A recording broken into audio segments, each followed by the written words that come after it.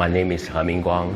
I actually work for University of Melbourne Centre of Eye Research Australia as Professor of Ophthalmic Epidemiology. I'm also running my research lab at Zhongshan Ophthalmic Centre as well. So in a way that we can say my role at Melbourne Unit and Sarah is a part-time job. But then because I got another arm of my work is in China. Can we briefly discuss the project EC Vision Test today? In China, this prevalence of myopia, it starts from around 10% in primary school, grade 1, like around 6-7 years old. And then it increased from 10% to 60% for those like who graduate from primary school around 11-12 years old.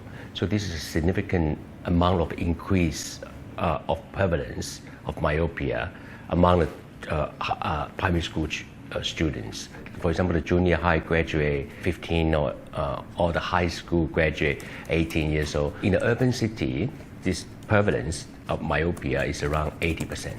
So 4 out of 5 junior high school graduate or high school graduate, they have myopia. That's tremendous. In Australia, it didn't seem to be such a big problem, around 20%.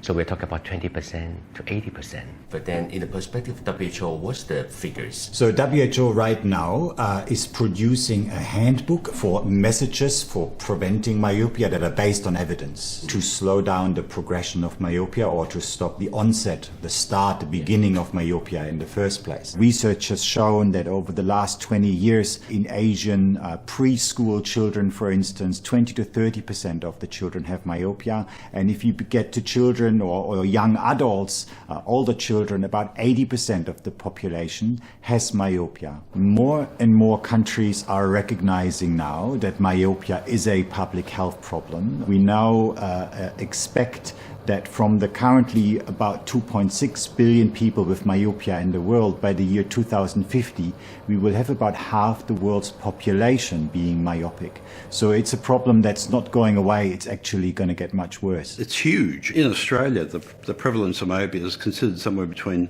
35 and 50%. I mean, that's epidemic. In Asia, it's double that. In China, we run a 5-6 year study. We proved that the prevalence of myopia increased from primary school grade 1, year 1, 5%, to 50% when they reach year 6, graduate from primary school. The concern with myopia in Australia is that it is rapidly increasing in a similar trend to the rest of Asia, such as China and Singapore.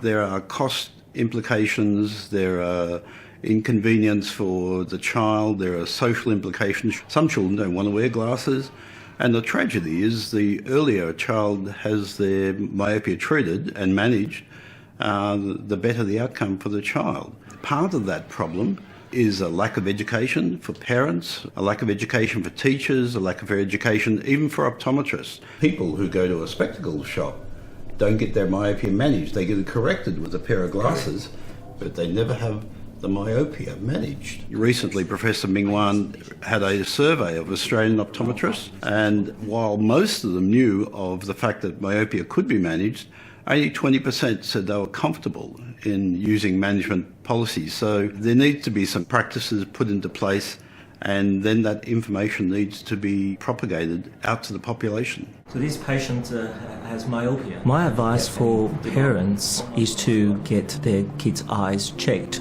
early, even when they are 3 or 4 years old. Nobody can tell what's the exact reason. I mean, this etiology, because there could be a genetic background, but then it could be a difference on the schooling system, but then it can be other factors. But in our understanding, genetic play a role, but then it's not the absolute 100% risk factors for this racial difference between Chinese and Australian students. Like 10 years ago, everybody believed the Chinese is more, we call it genetically susceptible to myopia development.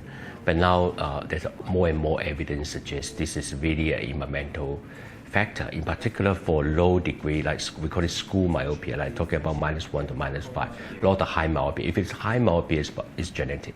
But then if this is a low level of myopia, it's all about environment, because the Chinese children may spend not enough time outside, and then they spend too much time on reading. But in Australia, there's a balance, like study, life, fun, and also the Australian student, they spend far more time outdoor than the Chinese students. But in Australia, the school system is very different with China. I mean, China, even the school, they don't have enough green space. In Australia, most of the public and private school, they have a lot of green space. So the kids actually, during the school recess, they can all go out and enjoy the sunlight under some protection.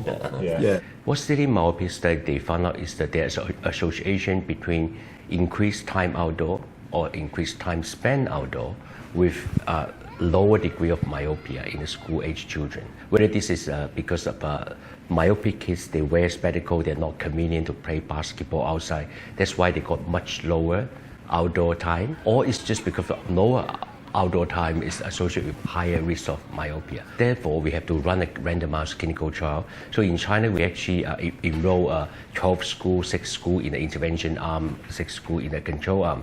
So in the intervention arm, actually, we add in one outdoor class, 40 minutes every day, 40 minutes only. So after 3 years, we found out the cumulative instance. If you add this 40 minutes outdoor time into the school curriculum, the myopia instance actually reduced by 20%. To 25%, this is significantly reduced on the instance. There is good evidence that outdoor activity can prevent myopia progression. If you concentrate most of your time at a near vision environment, everything you see is within a meter or two, then the eye would develop into such a state. Whereas in an outdoor environment, you're looking at greenery in the distance, then the eye will slowly develop to try and improve the distance vision. Increased outdoor time has been adopted in China as a national strategy. But then do it in the school is very difficult because some schools, they don't have enough green space for the outdoor activity. In 10 years' time, the new myopia treatment modality will become available. We will be able to control 80% of the myopia progression. If there's no control, by the time of 2050, we will have 5 billion people with myopia. If we are able to do it, take action now, then we can probably reduce this number by at least half. In China, optometrist is not an established profession. Because in Australia, actually, optometrists also manage stable glaucoma. But then we refer the complicated cases to ophthalmologists so then they can operate on or they can change the treatment plan and so on so that they can understand and decide what treatment is more appropriate. Yeah, very good. Australia is unique. We have Indian people, we have Caucasian, we have Chinese, which allow us to really understand whether the efficacy is the same in different multi-ethnic groups. In this clinical research unit, the researchers have a very independent space that they can organize the informed consent and a lot of clinical examination for research patient only. So this can be very problematic if you run this in a real clinic. So Chinese hospital, actually, they got a lot of patients. For example, Zhongshan Ophthalmic Center, I think it's 1.5 million OPD outpatient visits in a year. It's a matter of how to organize clinical research program properly. I don't think myopia will be preventable.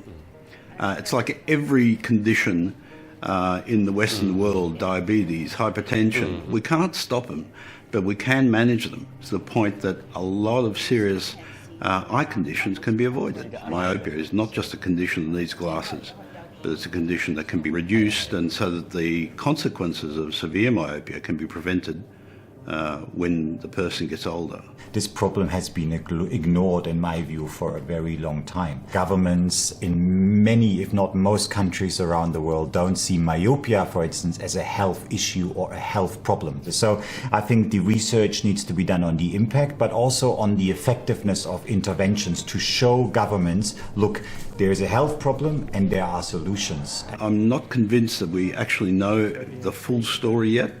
Some of the existing methods are uncomfortable, unpleasant for the people involved, but they do work. Prevention may be a long term in the future. Actually, we are developing new treatments that you can really prevent and stop myopia progression eventually.